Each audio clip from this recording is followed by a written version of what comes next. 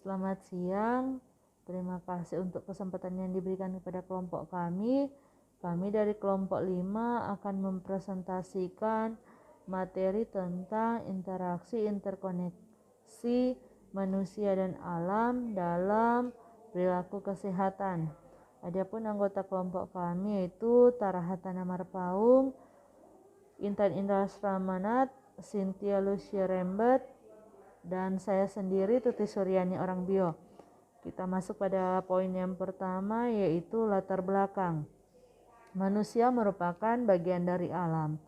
Kedua, interaksi dan interkoneksi antara manusia dan alam menjadi hal yang tidak bisa dielakkan atau tidak bisa dipisahkan.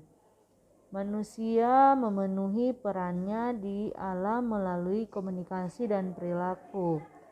Poin yang keempat yaitu perilaku yang telah terbentuk dalam interaksi interkoneksi manusia dan alam melalui komunikasi diharapkan dapat memenuhi keberlangsungan manusia dan keseimbangan alam.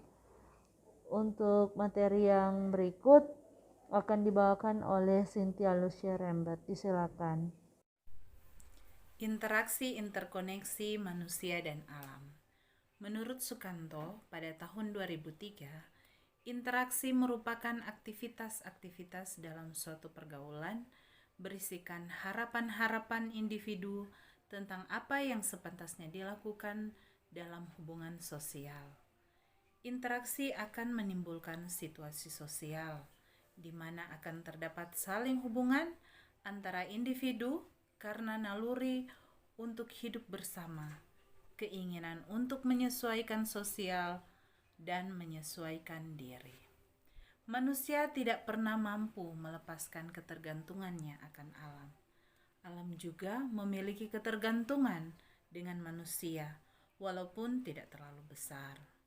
Kepribadian lingkungan yang dimiliki manusia menentukan interaksi manusia dengan lingkungan alam di sekitarnya. Interaksi interkoneksi manusia dan alam.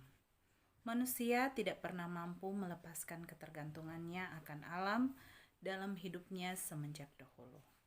Menurut McKinney dalam Gifford pada tahun 1997, ia menjabarkan beberapa klasifikasi tipe manusia berkepribadian lingkungan, yaitu pertama, pastoralisme, kedua, urbanisme, ketiga, environmental adaptation, keempat, stimulus seeking, kelima, environmental trust, keenam, antiquarism, ketujuh, need for privacy, kedelapan, mechanical orientation.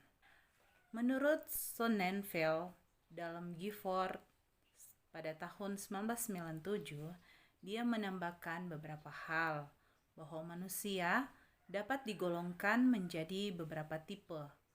Di antaranya seperti environmental sensitivity, kedua, environmental mobility, ketiga, environmental control, dan keempat, environmental risk taking. Perilaku kesehatan.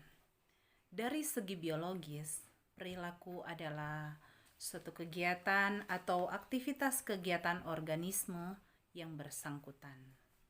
Oleh sebab itu, dari sudut pandang biologis, semua makhluk hidup, mulai dari tumbuh-tumbuhan, binatang, sampai dengan manusia itu berperilaku, karena mereka mempunyai aktivitas masing-masing. Menurut Skinner, perilaku merupakan respon atau reaksi seseorang terhadap stimulus atau rangsangan dari luar. Oleh karena perilaku ini terjadi melalui proses adanya stimulus terhadap organisme dan kemudian organisme tersebut merespon, maka Skinner membedakan adanya dua respon. Pertama, responden respons atau refleksif. Kedua, operan respon atau instrumental response. Dilihat dari bentuk respon terhadap stimulus, maka perilaku dapat dibedakan menjadi dua bagian. Pertama, perilaku tertutup. Kedua, perilaku terbuka. Berdasarkan batasan perilaku dari Skinner, maka perilaku kesehatan adalah suatu respon seseorang terhadap stimulus atau objek yang berkaitan dengan sakit dan penyakit, sistem pada pelayanan kesehatan, makanan, minuman, serta lingkungan. Dari batasan ini, perilaku kesehatan dapat diklasifikasikan menjadi 3 kelompok. Yang pertama, perilaku pemeliharaan kesehatan. Yang kedua, perilaku pencarian dan penggunaan sistem. Ketiga, perilaku kesehatan lingkungan. Komunikasi. Komunikasi senantiasa berperan penting dalam proses kehidupan. Karena komunikasi merupakan inti dari kehidupan sosial manusia dan merupakan komponen dasar dari hubungan antara manusia. Banyak permasalahan manusia dapat diidentifikasi dan dipecahkan melalui komunikasi. Kita melihat komponen komunikasi. Terjadinya komunikasi yang efektif antara pihak satu dengan pihak lainnya, atau antara kelompok satu dengan yang lainnya, atau seseorang dengan orang lain, memerlukan keterlibatan beberapa komponen komunikasi, yaitu komunikator, komunikan, pesan, media, dan efek. Interaksi interkoneksi manusia dan alam dalam perilaku kesehatan. Manusia dapat mempengaruhi alam, sebaliknya sebagaimana alam mempengaruhi manusia.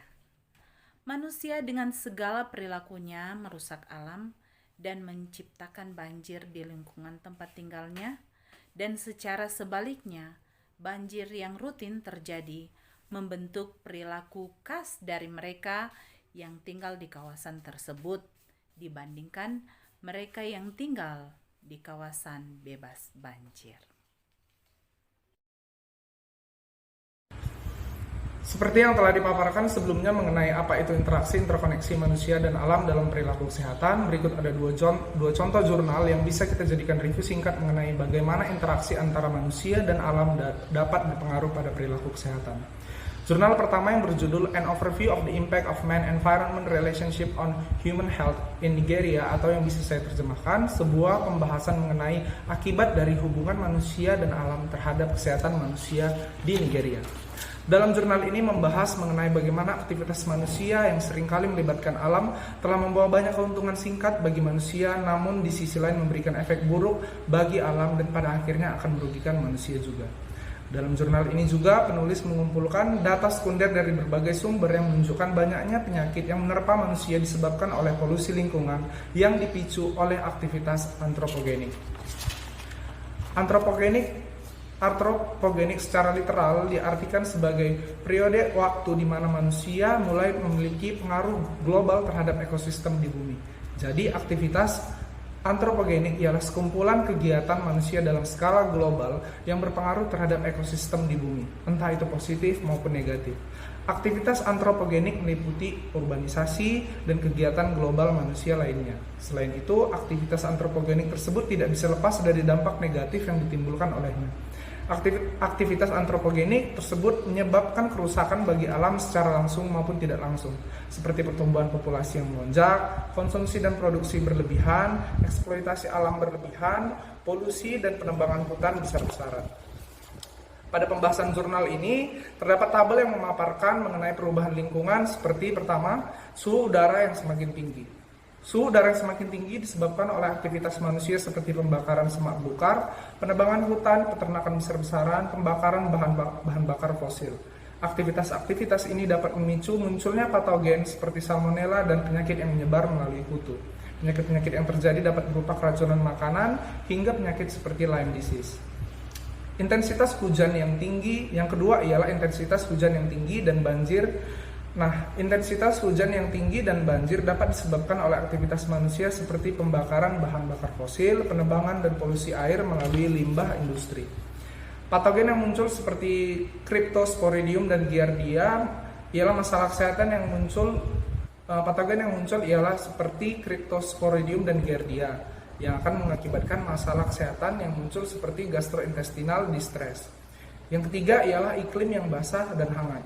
Iklim yang basah dan hangat dapat disebabkan oleh aktivitas manusia seperti pembakaran semak belukar, peternakan besar-besaran, dan polusi udara. Patogen yang dapat muncul ialah penyakit-penyakit yang ditularkan melalui vektor nyamuk. Masalah kesehatan yang muncul ialah malaria dan virus West Nile. Demikian pula dengan aktivitas antroposenik manusia seperti pertambangan, industri, dan pabrik-pabrik. Dapat menghasilkan limbah seperti merkuri, nikel, benzin, dan asbestor yang pada akhirnya akan menimbulkan masalah kesehatan bagi manusia seperti anemia, demensia, nefrosis, merkuria, lentis, asma, kanker nasal, dermatitis, leukemia, asbestosis, dan kanker paru. Dalam jurnal ini, penulis menyimpulkan bahwa aktivitas antroposenik manusia tentu saja akan menimbulkan kerusakan serius bagi alam dan pada akhirnya akan berakibat pada kesehatan manusia. Banyak masalah kesehatan ternyata berkaitan dengan polusi lingkungan. Banyak dari perilaku manusia terhadap alam ditunjukkan melalui sikap mengabaikan.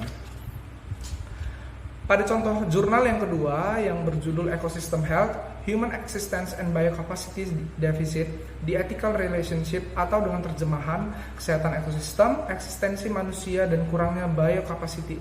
Ini penulis menyoroti kontribusi ekosistem terhadap eksistensi manusia, dilanjutkan dengan beberapa penelusuran dengan referensi spesifik terhadap emisi gas dan global warming. Jurnal ini juga mengungkapkan bahwa terlepas dari fakta bahwa komunitas global telah mengambil langkah konservatif lingkungan skala luas, namun tak dapat dipungkiri bahwa degradasi ekologis tetap menjadi masalah serius secara global. Dalam jurnal yang kedua ini diperlihatkan secara singkat apa fungsi dari beberapa jenis ekosistem. Seperti pertama, ekosistem hujan hutan tropis. Hutan hujan tropis yang dapat menyimpan karbon dioksida dalam jumlah besar dan mengatur perubahan iklim global. Yang kedua, ekosistem danau dan sungai yang dapat mengatur emisi limbah di air ataupun karbon dioksida. Yang ketiga, ekosistem atmosfer yang dapat mengatur emisi atau polusi di udara. Yang keempat, ekosistem lahan basah yang dapat mengatur emisi atau limbah karbon dan menyaring air agar lebih bersih dan menjaga ketersediaan air di suatu ekosistem. Yang kelima, ekosistem laut yang dapat mengurangi emisi karbon dioksida dan mengurainya menjadi lebih sederhana. Sebagai contoh dari ekosistem tersebut, yaitu laut, salah satunya ialah ekosistem laut. Ekosistem laut memiliki siklus pertukaran karbon dioksida dalam jumlah besar dengan atmosfer bumi. Pertukaran ini terjadi melalui dua proses utama, yaitu pompa karbon secara fisik dan pompa karbon secara biologis. Pompa karbon secara fisik merupakan siklus alami yang menarik karbon dioksida ke laut, ke bagian dalam laut melalui arus yang mengarah ke bawah dari bagian laut yang lebih dingin. Karbon dioksida yang telah terurai dilepaskan kembali ke atmosfer melalui arus yang mengarah ke atas dari bagian laut yang lebih hangat. Pompa karbon biologis terjadi ketika laut mengambil CO2 melalui fotosintesis melalui fitoplankton ataupun tanaman laut. Hal ini menghasilkan pompa karbon biologis secara besar-besaran terhadap karbon dioksida di permukaan air laut. Melalui penjelasan ini, kita bisa melihat kemampuan laut untuk mengolah karbon dioksida dari atmosfer sangat dipengaruhi oleh suhu dan keseimbangan makhluk hidup di laut. Yang mana apabila iklim global semakin hangat dan suhu meningkat, tentu akan mengganggu siklus proses pompa karbon fisiologis yang sangat bergantung pada arus atas dan arus bawah yang berakibat semakin rendahnya kadar CO2 yang dapat diurai. Demikian pula dengan pompa karbon fisiologis. Apabila keseimbangan air laut terganggu dan mengakibatkan fitoplankton berkurang, tentu absorpsi karbon dioksida pun menurun. Secara garis besar, aktivitas antroposenik oleh manusia dapat menyebabkan terganggunya ekosistem. Salah satunya adalah biocapacity deficit. Biocapacity ialah pengukuran yang menilai ekosistem dalam hal bioefisiensi. Biocapacity deficit berarti menurunnya kemampuan bioefisiensi ekosistem yang ditunjukkan melalui lebih cepatnya atau banyaknya emisi limbah ekologis yang ada di alam dibandingkan kapasitas produksi dan regeneratif alam. Biocapacity deficit ini juga dapat kita lihat bersama dengan meningkatnya suhu di Arktik sehingga menimbulkan banyak bencana seperti banjir dan gelombang atau serangan panas. Jurnal yang kedua ini menyimpulkan bahwa perlunya diterapkan kesadaran manusia untuk berperilaku dengan etis terhadap aktivitasnya dengan alam. Sebab dalam keberlangsungan alam, eksistensi manusia pun akan tetap terus terjaga. Secara keseluruhan, perilaku manusia ketika berinteraksi dengan alam belum tentu melahirkan perilaku sehat yang mendukung alam dan menguntungkan keberlangsungan manusia. Hal ini bisa dipicu oleh kepentingan manusia yang tidak terkontrol terhadap sumber daya alam. Apabila perilaku manusia mengganggu keseimbangan alam, maka alam akan berinteraksi dengan manusia melalui perubahan-perubahan alam. Perubahan-perubahan alam yang terjadi akan menimbulkan perilaku baru bagi manusia sebagai adaptasi dari perubahan alam. Contohnya adalah akibat pemanasan global, ketinggian air naik, dan menimbulkan banjir di daerah yang tidak pernah banjir. Melalui kejadian banjir tersebut, manusia akan beradaptasi dengan membentuk perilaku baru, seperti tidak pernah membuang sampah sembarangan lagi. Di tiap kelurahan, setiap warga secara sadar akan menyoroti ada tidaknya sarana seperti perahu karet. Kemudian warga di kawasan tersebut akan lebih peduli dan bijaksana menyikapi kebijakan politik atau ekonomi yang berdampak pada alam sekitar warga, seperti mungkin pembangunan gedung atau mungkin pembangunan mal-mal atau pembangunan perkantoran tertentu yang dapat menyebabkan banjir di sekitar lingkungan alam warga.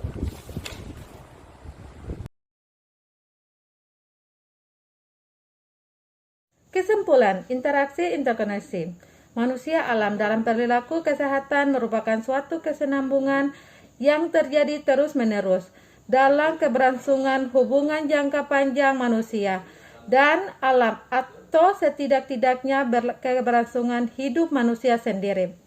Interaksi interkoneksi manusia alam terbentuk secara sadar maupun tidak sadar melalui komunikasi antara keduanya.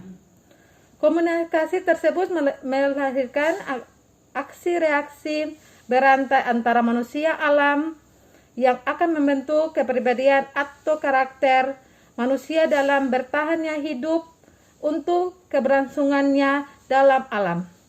Kepribadian manusia berinteraksi dan alam terwujud dalam perilaku kesehatan dan kesesuaiannya ditentukan oleh tanda-tanda alam. Saran, diperlakukan kesehatan dan determinasi yang solid oleh manusia secara global dalam mengerti dan menjawab tanda-tanda yang telah diberikan alam.